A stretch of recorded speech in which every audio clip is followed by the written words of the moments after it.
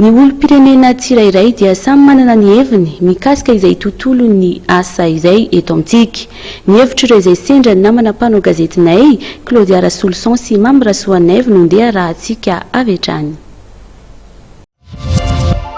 Fanatsarana ny tontolo ny asa zany eto Madagasikara dia izao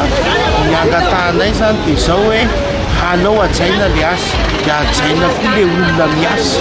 amena anazy zany ny fahafahana hoe amin'ny tany miasa fa tsy atao tery vaimata avy any ivelany hoe antsoina ny banque mondiale, antsoina ny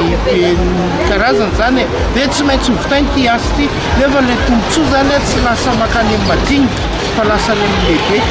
Resaka karama aloha voalohany tsy mifanitana amin'le zavatra vanavy karama dia tokony mba hain'olon le mpampiasa indrindra sy ny membre syndicat. Zao miasa amina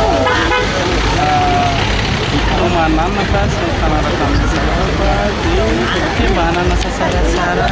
ohatran'ny asa mihoatran'ny asa